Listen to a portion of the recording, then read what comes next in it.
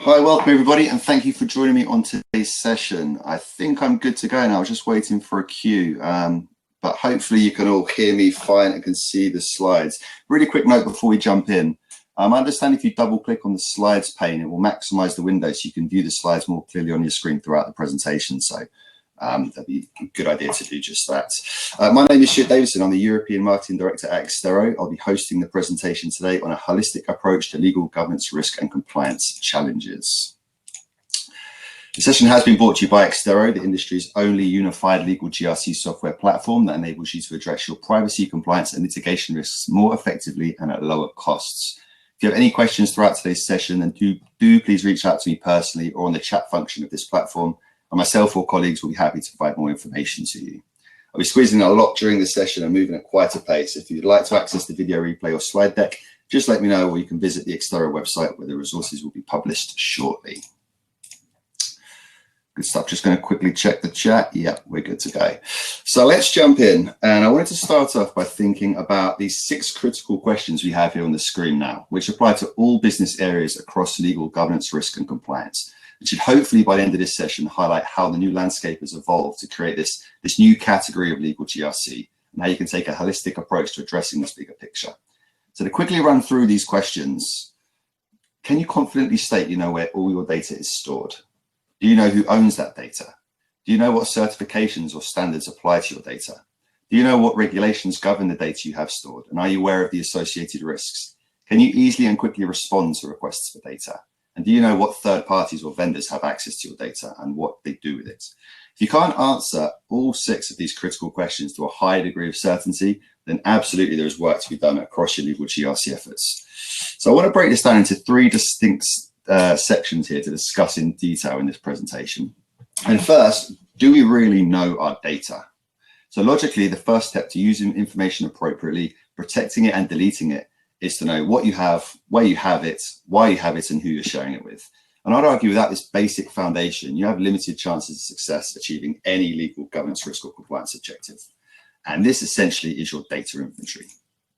So I love this slide. It's very busy, but I really like it because it demonstrates how granular and the level of detail you need to go into to establish a comprehensive and robust data inventory.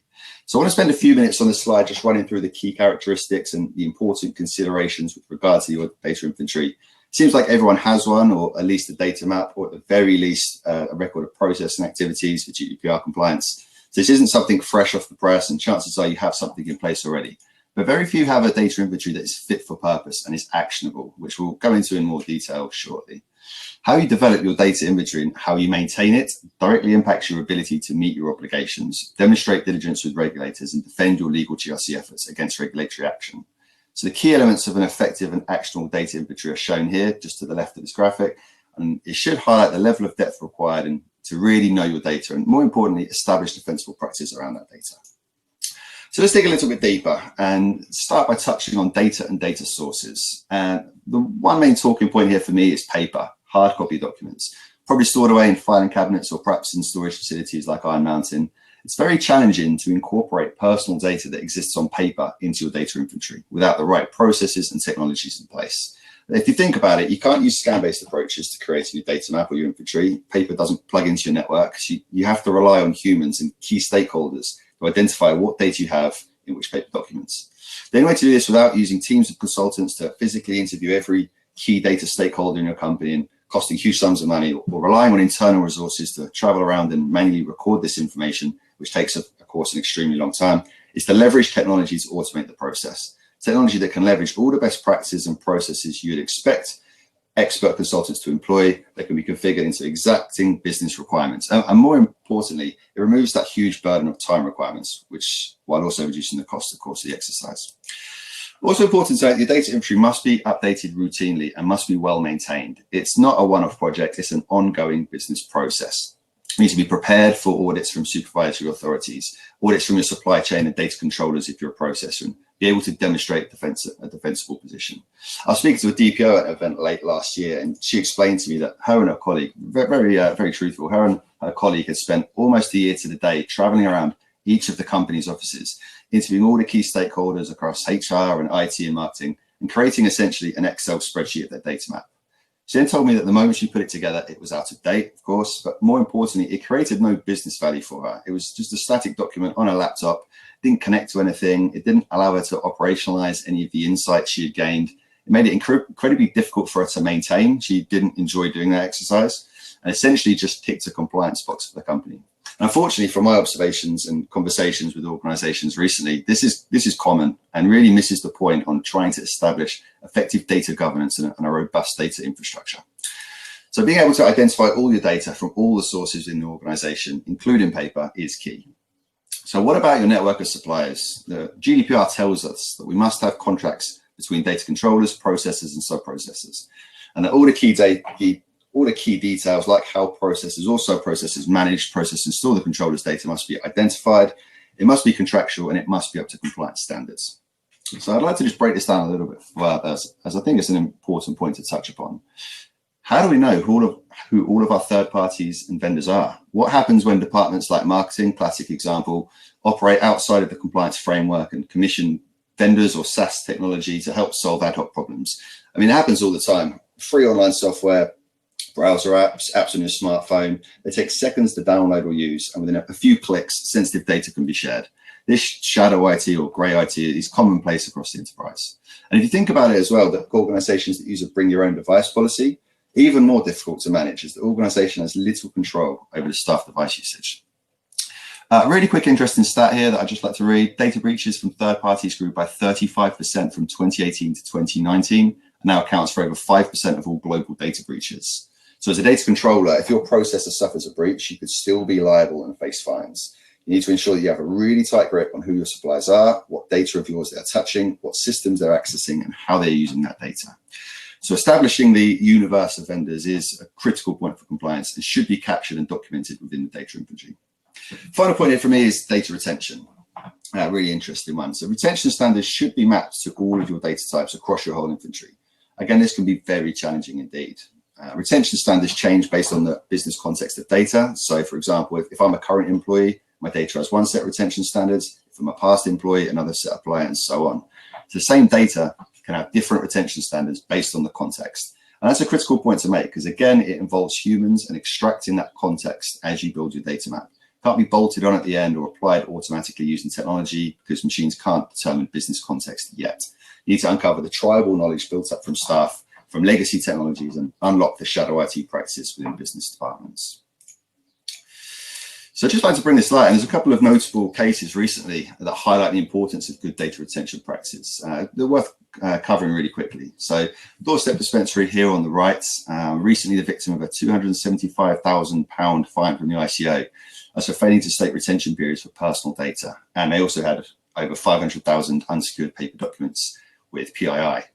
Paper documents and retention, 2 points I've already mentioned.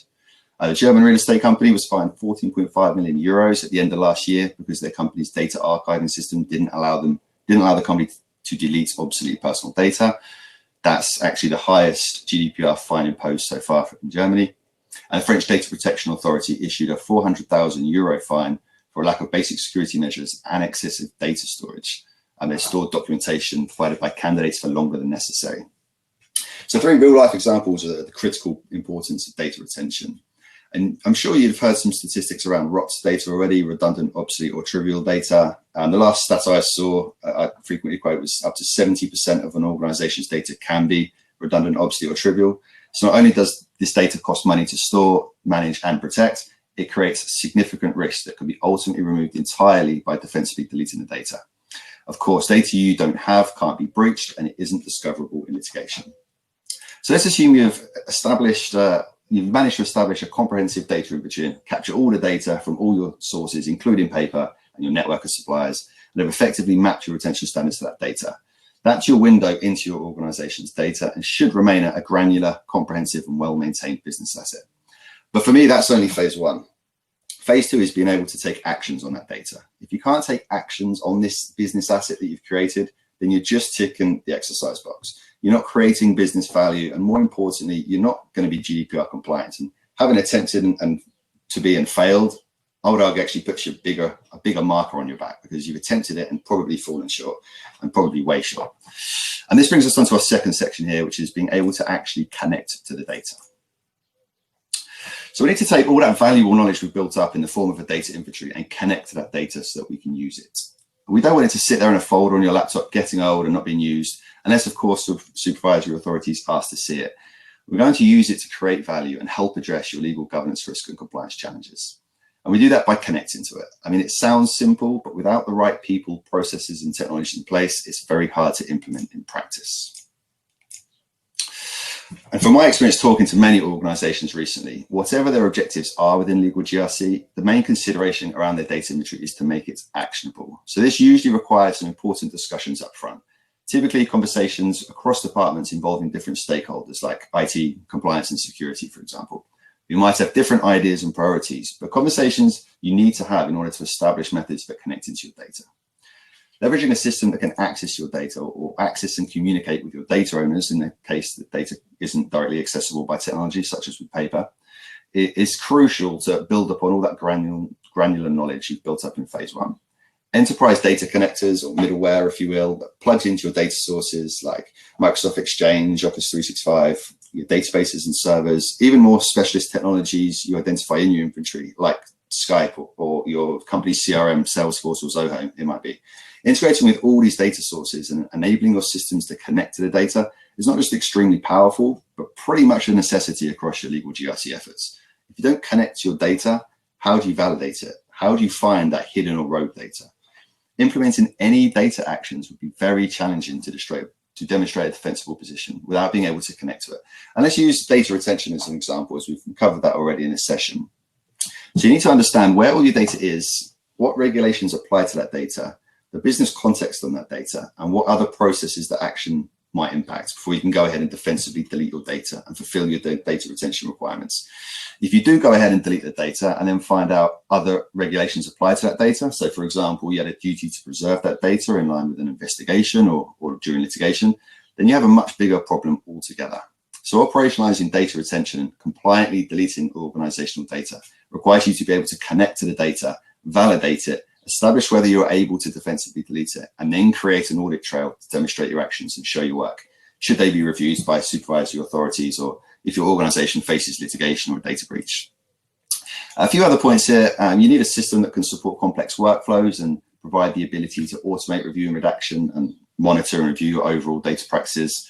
A good example that I just wanted to mention, I think we'll come to this in more detail shortly, is the ability to utilize your company workflows to solve different problems. And I can refer here to DSARs, data subject access requests, and e-discovery to illustrate my point.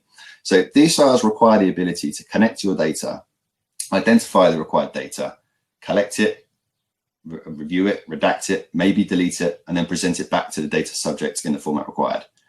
E-discovery requires you to be able to connect to your data, identify the required data, collect it, review it, redact it, and then present it back for use in litigation or investigations. What's the difference between these processes? Not much, if anything. Why would you use different people, processes, and technologies to solve such similar data problems when you can take a holistic approach and address the bigger picture as a single challenge? Data is what's tying everything together here. Being able to take actions on your data quickly, efficiently, and most importantly, defensively, should be part of modern day business. If you can't establish a robust and actionable data inventory and then connect to the data to take defensible actions, then you can look to address all of your legal GRCs as a single problem. You need to use the same people, processes, and technologies to do so. So the final section here in the presentation today is about ensuring all your processes work in concert with each other. And this is the icing on the cake in terms of unifying your legal GRC objectives and creating a future-proof, defensible business approach. It would be a crying shame to invest resources into siloed business practices, like we see traditionally in e-discovery and data privacy, and then understand that your practices don't talk to each other. You're creating further organizational inefficiencies and challenges by doing so. Point solutions can be very effective to address specific challenges, we know this, but the overwhelming value that I suggest from an orchestrated process that harmonizes all your legal GRC challenges together is not only extremely powerful, it's becoming the only real methodology to establish defensibility across the rapidly evolving regulatory landscape. Global companies, or in fact, any company who processes data across territories and jurisdictions like Europe, California, Dubai, or even has processes or sub-processes that do, you need to understand the regulatory implications of doing so. It starts to get very complicated. And you can see You can start to see why so many household brands are facing such enormous fines and enforcement actions from different supervisory authorities. It's very challenging to establish defensibility and to mitigate risk without having the right people, processes, and technologies in place. So let's take a quick look at the legal GRC landscape and see where the data inventory fits into this, and visualize how we can start to address this as a single business category. And I'll have this next graphic. It's on our booth branding as well, so we get to show it off all the time. But it doesn't only highlight how important the data inventory asset is, but how critical it has become to many data practices across legal GRC. Your data inventory is, of course, critical to your data privacy objectives. You can't execute data retention and minimization strategies without knowing what data you have and what regulations apply to it, as we've already covered. It's of course essential for your e-discovery operations. You need to be able to locate, review, and redact data and present that data back during litigation or investigations and disputes. If you encounter an incident or breach, God forbid, even if that's via a third party or vendor in your supply chain, you need to be able to identify what data was breached and report that back to the relevant supervisory authorities. All these different practices within the legal GRC landscape rely on a data inventory to effectively and defensively be undertaken. And for me, this is the perfect example of how organizations need to start thinking about these different practices and different challenges as one problem to address across their data protection efforts. This is essentially how this new category of legal GRC has been created. Data has tied everything together. And as we touched on previously, the characteristics between these different practices have now become so similar. I would question why organizations going forward would use different people, different technologies and different processes to address such similar business challenges. It doesn't make sense to me, especially when it's going to be very cost prohibitive, inefficient, and increasingly difficult to demonstrate defensibility in doing so. The rapidly evolving and growing regulatory landscape around data means that all practices must continually evolve in line. Without establishing that solid foundational structure to create a hygienic and ethical data environment, you're going to fall short in some areas in the future. It's all about privacy by design and being resistant to regulatory changes, future-proofing your efforts, if you will. So let's start to visualize how you can take a holistic approach to your legal GRC efforts. And what I've observed is how an organization treats its data is key to addressing so many of its concerns. How an organization collects, stores, uses, and secures its data ultimately determines the extent to which that data poses risks, incurs costs, and provides value.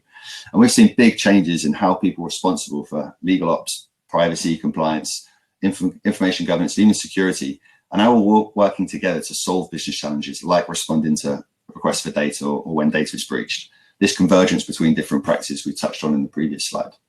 So if I had to really quickly run through this graphic, and I appreciate the timing's tight here, the concept of a unified legal GRC platform, it starts with the data inventory at the bottom of this slide. And to make that data inventory actionable, you need the ability to actually connect to that data and understand the data. Then you need to start to address all of your data privacy, information governance, and e-discovery business challenges as an efficient, cost-effective, and defensible manner. All the activities here in the middle of this graphic that typically fall within these business areas, and I'm sure lots more too. This represents the three main sections we've covered today in this presentation and on this graphic. So the main takeaway in the concept of a legal GRC platform for me is the ability to unify all these different stakeholders, different tasks, and different activities through process orchestration with repeatable, defensible workflows, addressing lots of very important business problems within one framework and one overall business strategy.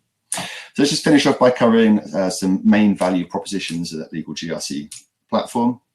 It should integrate your people, all the different stakeholders across your enterprise.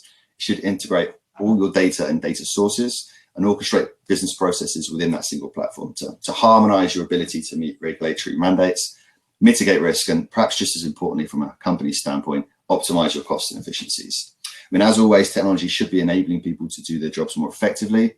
It should increase the speed of fulfilling tasks, especially when regulatory compliance relies on such strict response times. DSARs, for example, 30-day response window, data breaches required to be reported to the ICO within 72 hours. These deadlines alone should highlight the critical need to be quick at responding to requests for data.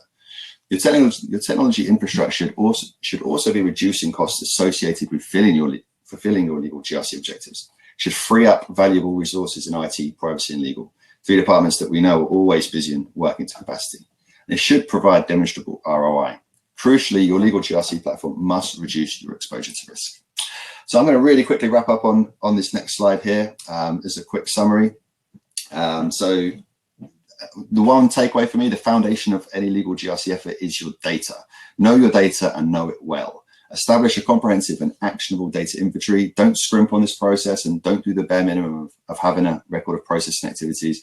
Think about your data inventory as a business asset to fuel your other legal GRC workflows. Practice what you preach. The dataverse, I'm not sure if that's even a word, but your organization's data is very mobile and does not stand still. It needs constant and careful care and attention. Ensure you have the standards in place to regularly maintain and update your policies and practices. And this third one here, all boats rise or fall together. So your practices within legal ops, compliance and privacy must talk to each other. As a marketeer, if your CRM didn't connect to your email platform, you might not be able to effectively fulfill your duties. And it should be exactly the same in legal GRC.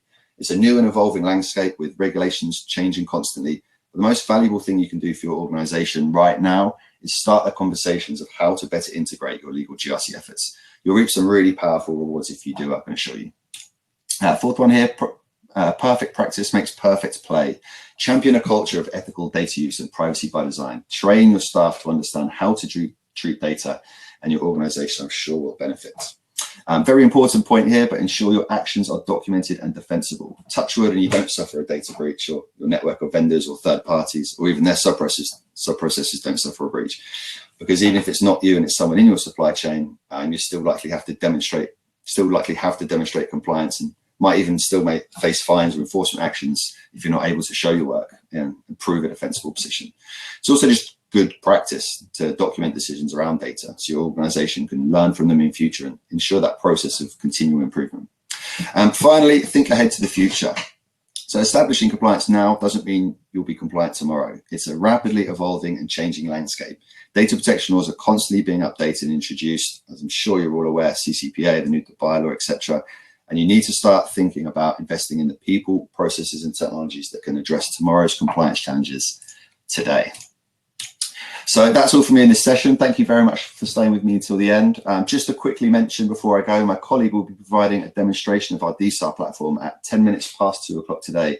That's, I believe, in the sessions area, but it might be the expo area. I'm sure you'll be signposted to it shortly. Please do make sure you join that session. Again, that's at 2:10 p.m. this afternoon, just over an hour's time. And for more information on anything I've covered today, do please get in touch or visit Extero's website, where you can learn more about Extero's legal GRC software solutions and how they can help address the challenges we've run through today. Thank you to everyone for tuning in. Do please stay safe, and I hope you enjoy the rest of your day.